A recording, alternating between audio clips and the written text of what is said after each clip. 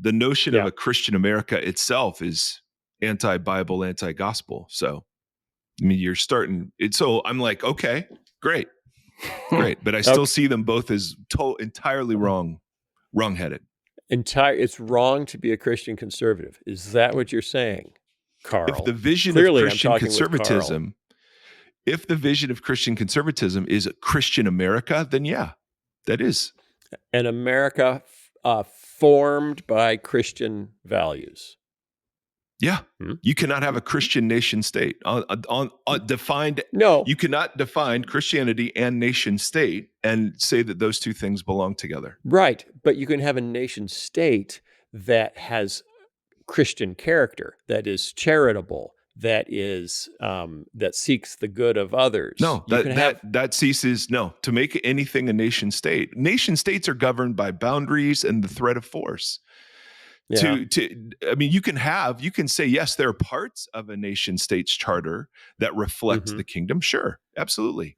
And you can have nation states where loads of people are Christians, but to say a nation state itself can be Christian is to totally misunderstand what it is to be Christian and what it is to be a nation state. Yeah, well, okay. I didn't say that though, Carl. No, I know, but I'm saying I know you're not saying that, but you're asking what the reaction is to the article, and it's like, okay, well, great. These distinctions are okay, but they still start from a fundamental premise that the goal of Christians is to exert social power so that Christianity is privileged in America.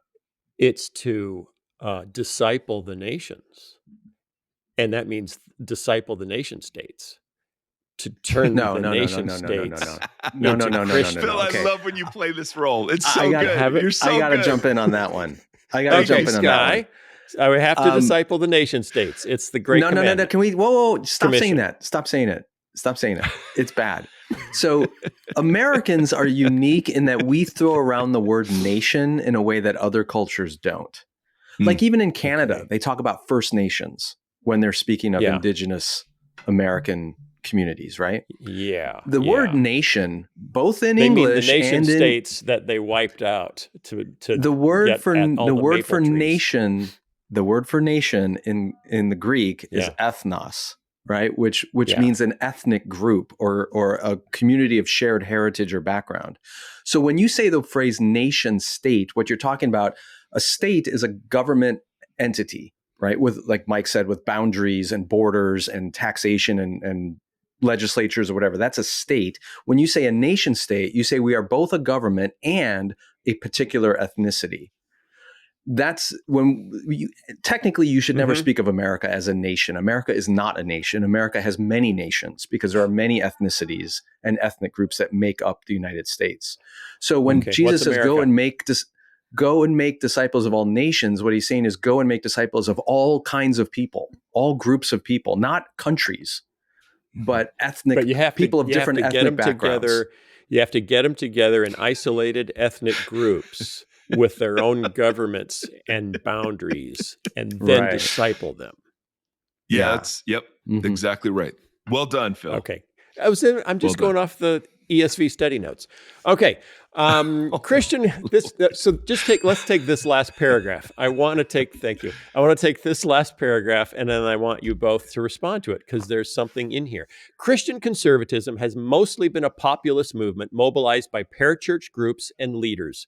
Christian nationalism is more intellectual and has far fewer adherents, but its intellectual prowess enables it to insinuate itself into post-liberal wider circles. Okay, and there is a growing post-liberal movement, heavily on the right, but also somewhat on the left. We see it as well. Christian nationalists sometimes disparage traditional Christian conservatism as failed and archaic. Christian nationalism is newer, shinier, more provocative, and brasher. Christian nationalism proudly strives actually to become what critics falsely claimed about Christian conservatism. That they want to take over America and turn it into a theocracy. Okay. And take away religious freedom. Okay. Skye, you have thoughts? Skye? Okay. I have many thoughts, Phil. And as far as strictly differentiating these terms and how they've been historically defined, I think the article is accurate. Here's my problem with it.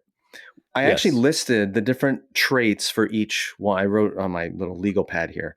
Oh. So he argues that Christian conservatives are for limited government and that Christian nationalists are for expanded government. But when you look at the trends, just take Christian out of the equation. Just talk about conservatism versus what's happening with the MAGA movement. They're no longer for limited government. They're also for expanded government. He also said Christian conservatives are for free markets and immigration, whereas Christian nationalists are anti-free market and anti-immigrant. Conservatives were for the U.S.'s international engagement in the world, sort of anti-communist, intervention, whereas Christian nationalists are isolationists. They don't want to be in Ukraine. They don't want to be involved in Gaza and in Israel.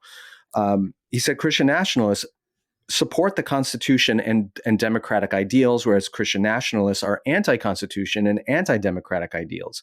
Conservatives were anti-strongmen. They believed in democracy and voting, whereas Christian nationalists are pro-strongmen. And the big one we keep going back to is conservatives favored traditional liberal values like freedom of speech, freedom of religion, all of that. And nationalists are illiberal. But when you look at the direction of the conservative movement writ large in this country, they are all moving toward the things he lists as Christian nationalists. Strongmen, illiberalism, bigger government, anti-immigrants. So what he's basically saying here is he's comparing the religious right from like 1990 or 2000 with the Christian religious right today looks way more like Christian nationalism than what he's calling Christian conservatism. So I understand the media mixes these things up, but they're describing what they're seeing. Let me say something and tell me if you agree or disagree with this. Mike and or Carl, do you agree or disagree with this? Is he really just describing the difference between conservatism and nationalism, Christian or otherwise? And what we've basically got is Ronald Reagan is conservatism, Donald Trump is nationalism. Yes. And then we're adding on Christian just because. Yes, that's exactly right. Yes, in the 1980s, Reagan was a conservative and a bunch of Christians wanted to support him, so they adopted conservative views. Today, Donald Trump is a nationalist and a bunch of Christians want to support him, and so they are becoming Christian nationalists. That's exactly what's happened. Interesting. Phil, that might be one of the smartest things you've said. Thank you. I mean, recently. Thank you. Yeah. I try not to set the bar too high so I can exceed it whenever you're on the show.